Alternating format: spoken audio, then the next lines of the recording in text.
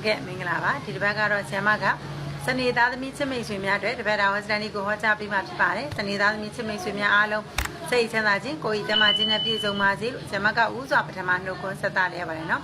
်စနေသားသမီးချစ်မိတ်ဆွေများအတွက်9လပိုင်း10ရက်နေ့ကနေ9လပိုင်း16ရက်နေ့ထိတပတ်တာဝန်စတန်လေးကိုဟောကြားပေးမှာဖြစ်ပါတယ်စနေသားသမီးချစ်မိတ်ဆွေများအလုတ်ကန်နေစတင်ဟောကြားပေးပါမယ်နော်ပြန်တဲ့သားသမီးနေသားသမီးလေးတွေကတော့ဆရာမလမ်းများနေတော့ဟဲ့လားကျမအလုံးများနေလို့လမ်းများနေလို့ကြော်သွားပြီပေါ့နော်။အဲ့ဒါပဲမှပဲနားထောင်ပေးပါလို့နော်။ဒီတစ်ပတ်ကတော့စနေသားသမီးလေးတွေလောက်ကန်နေစတယ်နော်။စနေသားသမီးလေးတွေအလုံးနဲ့ပတ်သက်ပြီးတော့တဲ့နော်။ကံကောင်းမှုလေးတွေရရှိပါလိမ့်မယ်။စိတ်ချမ်းသာပါလိမ့်မယ်တဲ့အလုံးနဲ့ပတ်သက်ပြီးတော့ကံကောင်းမယ်စိတ်ချမ်းသာမယ်တဲ့။စက်တူလုပ်ငန်းလေးလုပ်ထားတဲ့စနေသားသမီးလေးဆိုရင်လည်းအကျိုးပေးပါတယ်။အထက်အကြီးအကဲရဲ့ကူညီခြင်းမဆာခြင်းခံရမယ်လုပ်ငန်းနဲ့ပတ်သက်ပြီးတော့စိတ်ချမ်းသာပါမယ်ဝမ်းဝင်ကူညီခြင်းစောင့်ရှောက်ခြင်းခံရပါလိမ့်မယ်တဲ့နော်စက်တူလုပ်ငန်းလေးဆိုလည်းအကျိုးပေးပဲငွေကြေးနဲ့ပတ်သက်လို့ကတော့တဲ့နည်းနည်းလေးစိတ်ပင်မဲ့ရတယ်ပေါ့နော်ငွေကြေးနဲ့ပတ်သက်ပြီးတော့စိတ်ပင်မဲ့ရတယ်စိတ်တော့ကရောက်ရတယ်ငွေကြေးနဲ့ပတ်သက်ပြီးတော့ကို့မှာအလိုမကျနိုင်တာဖြစ်နေတတ်တယ်တဲ့နော်ငွေကြေးနဲ့ပတ်သက်ပြီးတော့ဘယ်လိုလဲနော်စိတ်ဆင်းရဲနေရပေါ့အတွေးတွေများနေတယ်ညဘက်ဒီမှာအိမ်မပြုံးဒါမျိုးလေးတွေဖြစ်နေတတ်ပါတယ်တဲ့ငွေကြေးကံလေးအနေနဲ့ကတော့နည်းနည်းလေးအားနည်းတယ်ပေါ့နော်သို့တော့ငွေကြေးကံကောင်းမှုလို့အတွက်ပေါ့နော်စင်မီလေးတွေအလင်းပူဇော်အလင်းဒါနာလေးတွေပူဇော်မယ်ဆိုရင်တော့ငွေကြေးကံလေးကကောင်းလာဖို့ရှိတယ်ပေါ့နော်လူမွေးအနေနဲ့တော့ကောင်းပါတယ်တဲ့ကိုယ့်ကိုချုပ်ချယ်တဲ့လူမှုရေးပေါ့နော်ကိုယ့်ကိုချုပ်ချယ်တဲ့ကိုယ့်ကိုနည်းနည်းလေးကိုယ့်ရဲ့လုပ်ကွက်တွေကိုလိုက်ပြီးတော့ပြောဆိုတဲ့လူမှုရေး site ကလေးတော့တွေ့ရတတ်တယ်သို့တော့လူမှုရေးနဲ့ပတ်သက်လို့ကတော့ကျန်တာကတော့အားကောင်းပါတယ်နည်းနည်းလေးကိုယ့်ကိုချုပ်ချယ်တာပိတ်ပင်တာဒါမျိုးလေးတော့တွေ့ရတတ်တယ်ပေါ့နော်ဒါမျိုးလေးလူမှုရေး site ကတော့မကောင်းဘူးတော့မဟုတ်ကောင်းပါတယ်နော်အခြေနဲ့ပတ်သက်လို့လူတဦးတောင်နဲ့လမ်းခွဲရတတ်ပါတယ်တဲ့ကိုယ့်ရဲ့ချစ်တဲ့သူကိုတန်မှုထားတဲ့သူတွေနဲ့ခဏတာပဲဖြစ်ဖြစ်အကြာကြီးပဲဖြစ်ဖြစ်ပေါ့နော်လမ်းခွဲရတတ်ပါတယ်ကိုယ့်ရဲ့ချစ်သူကခရီးသွားလို့ပဲဖြစ်ဖြစ်ကိုယ့်ရဲ့ချစ်သူကတခြားတနေရာကိုထွက်သွားလို့ပဲဖြစ်ဖြစ်ကိုယ်နဲ့လမ်းခွဲရတာမျိုးကြုံရတတ်ပါတယ်အိမ်အောင်ဘက်ဆိုလည်းဒီလိုပဲအိမ်အောင်ဘက်ကခရီးသွားလို့ပဲဖြစ်ဖြစ်ဒါမှမဟုတ်ကိုယ့်ကိုထားပြီးတခြားကိုထွက်သွားလို့ပဲဖြစ်ဖြစ်လမ်းခွဲရတာလေးကြုံရတတ်ပါတယ်တဲ့ငကိုလေးရတာမှာအပူတော့ကလေးတွေရှိခဲ့ပါလိမ့်မယ်တဲ့ဒါပေမဲ့အခုဆရာမဟောလိုက်တဲ့အချိန်ကစပြီးတော့အပူတော့ကလေးတွေကင်းဝေးပြီးတော့အေးချမ်းမှုပြောရှင်မှုလေးတွေရရှိပါမယ်လို့နော်နောက်တစ်ခါကျတော့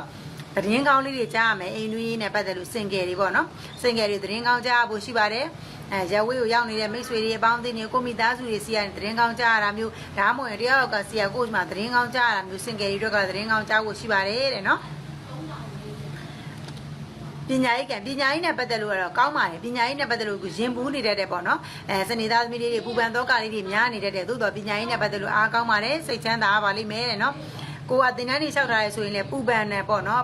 ်ပူပန်မှုတွေများနေတာဒါပေမဲ့လို့အဆင်ပြေပါလိမ့်မယ်အောင်မြင်ပါလိမ့်မယ်တဲ့နော်ပူပန်မှုတဲ့ကြားတွေကပဲအဆင်ပြေအောင်မြင်မှုတွေရရှိပါလိမ့်မယ်ခရီးအနေနဲ့ကတော့သွားဖို့ရည်ရွယ်ထားတယ်ဒါပေမဲ့လို့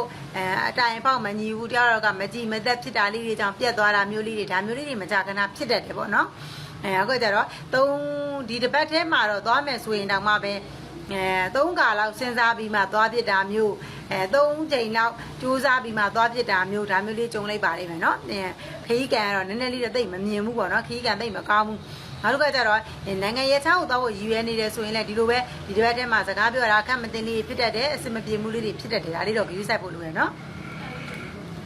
ကျမကြီးနဲ့ပတ်သက်လို့တဲ့နော်ခန္ဓာကိုယ်ကြီးဘေးတချမ်းအောင်နေတတ်တယ်နော်ခန္ဓာကိုယ်ထုံကျင်တာမျိုးအောင်တာမျိုးကြိုက်ခဲတာမျိုးဖြစ်တတ်ပါတယ်တဲ့နော်ခန္ဓာကိုယ်နဲ့ပတ်သက်ပြီးတော့ဂရုစိုက်ပါအားတို့ကကြောင့်ခွဲစိတ်ဒဏ်ရာရတတ်တယ်ခွဲစိတ်ရသည်ဖြစ်တတ်တယ်ထိခိုက်ရှာနာဖြစ်တတ်ပါတယ်အားတို့ကတော့ခွေးကြိုက်ခံရတတ်တယ်လမ်းသွားရင်ဂရုစိုက်ပါခွေးတွေပါတယ်ကြိုက်ခံရတတ်တယ်မထီမမီမပြုတ်လက်အမတ်တမမနေနဲ့ခွေးကြိုက်ခံရတယ်နော်အဲ့အမျိုးလေးဖြစ်တတ်ပါတယ်ဒါကတော့စနေသားသမီးအများအတွက်ဟောကြားပေးခြင်းဖြစ်ပါတယ်စနေသားသမီးအများအတွက်တပတ်တာရေရာလေးကတော့တဲ့နော